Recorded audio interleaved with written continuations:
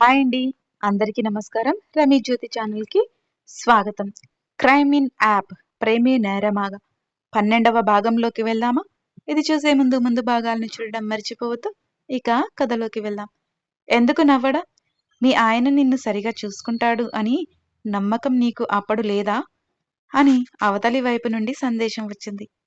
మాటలు ఎవరైనా చెప్తారు. ఆ మాటలకే అప్పుడే ఉబ్బిపోవడం ఎందుకు? ముందు ముందు తెలుస్తుంది కదా అని అనుకున్నాను అని పంపించింది గగన. మరి నీ నమ్మకం నిజమైందా? మీ ఆయన మాటలు నిజమేనా? నిన్ను బాగా చూసుకున్నాడా?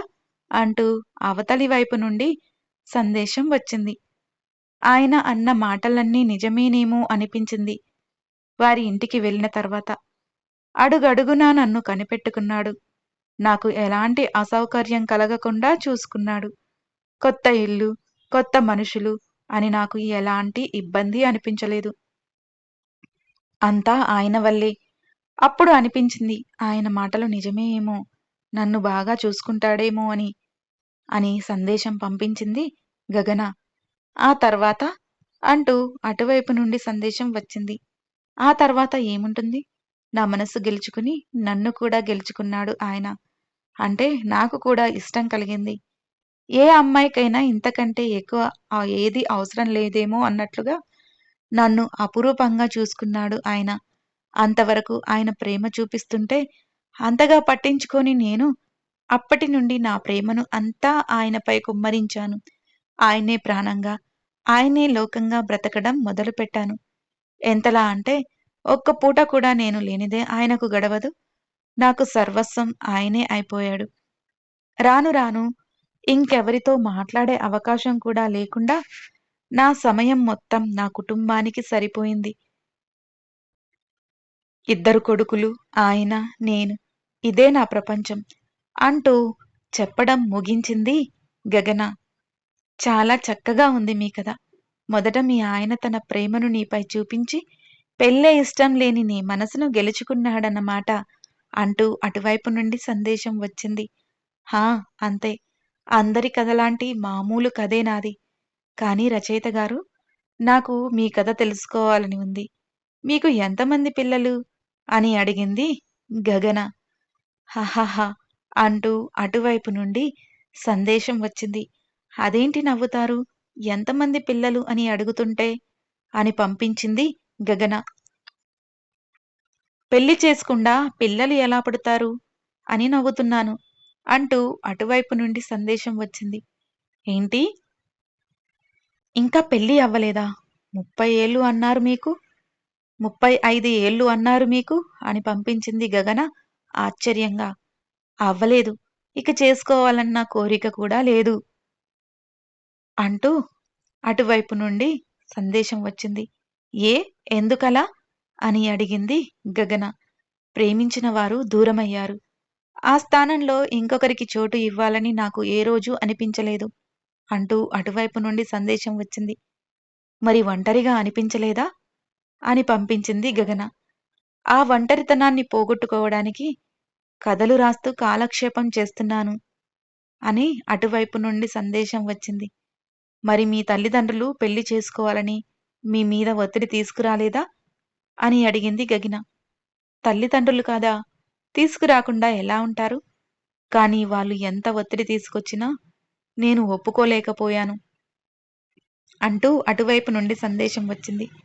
మీ తల్లిదండ్రుల కోసమైనా ఒప్పుకోవాల్సింది అని పంపించింది గగన. తల్లిదండ్రుల కోసం, సమాజం కోసం అంటూ ఒప్పుకుని నా జీవితంలోకి వచ్చే అమ్మాయి మనసు బాధపెట్టే హక్కు నాకు లేదు.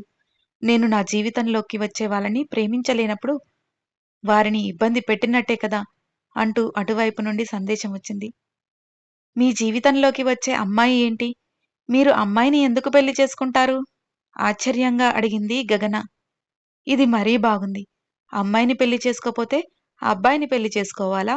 అని అటువైపు నుండి సందేశం వచ్చింది. అంతే కదా! మీరు అమ్మాయిని అయినప్పుడు అబ్బాయినే కదా పెళ్లి చేసుకోవాల్సింది అని పంపించింది గగన. నేను అమ్మాయినా? ఎవరు చెప్పారు? అంటూ అటువైపు నుండి సందేశం వచ్చింది. అదేంటి? మీరు సింధు కాదా? అని పంపించింది గగన.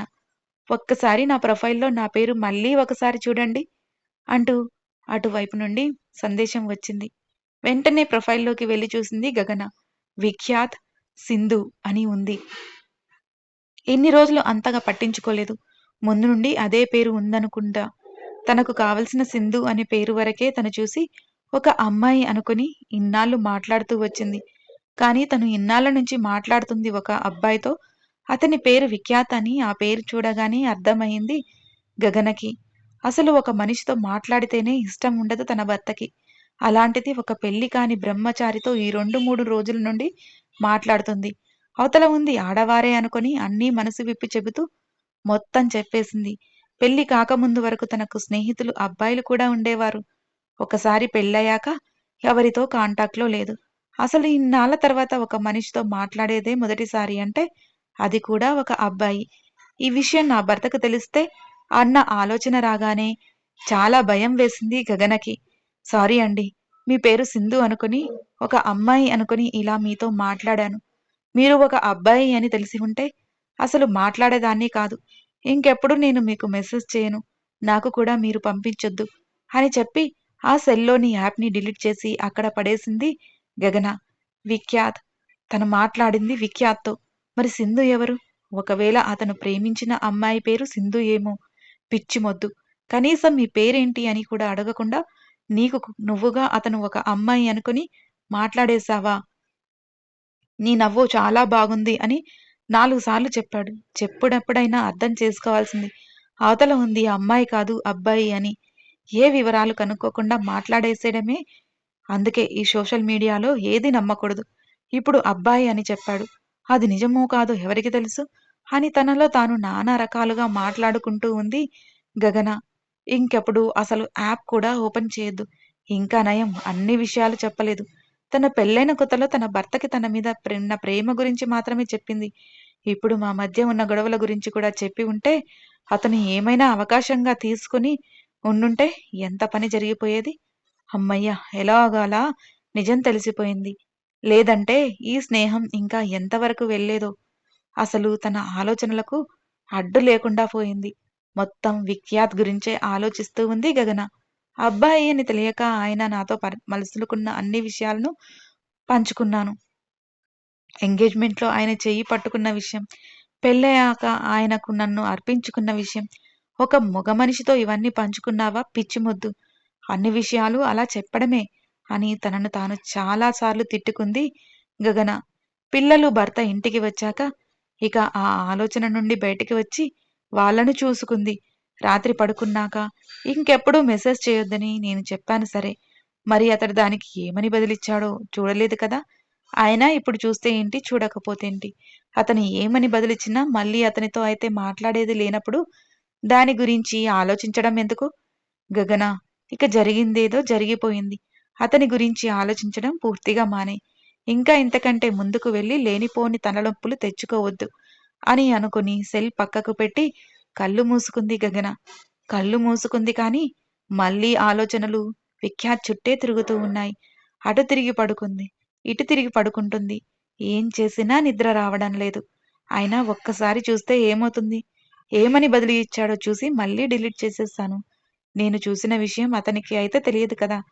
కానీ అతడు ఎలాంటి మెసేజ్ పెట్టినా దానికి మాత్రం ఎట్టి పరిస్థితిలో బదులు ఇవ్వకూడదు అని తనకు తాను గట్టిగా చెప్పుకొని సెల్ తీసుకుని యాప్‌ని ఇన్‌స్టాల్ చేసింది గగన. మరి ఏం జరగబోతుంది? మీకేమైనా తెలిస్తే చిన్న కామెంట్ రూపంలో తెలియజేయండి. ఇక నుండి ప్రతిరోజు ఇస్తానండి స్టోరీని. కొనసాగుతుంది. మీకు ఈ కథ నచ్చినట్లయితే లైక్ చేయండి, షేర్ చేయండి. మరిన్ని నా కథలను మిస్ కాకుండా ఉండడం కోసం వెంటనే నా ఛానల్‌ని సబ్స్క్రైబ్ చేసుకోండి. ఈ కథపై మీ అభిప్రాయాలు తెలియజేయడం మర్చిపోవద్దు. మరో భాగంతో మీ ముందుకు వస్తాను. మీ రమి జ్యోతి.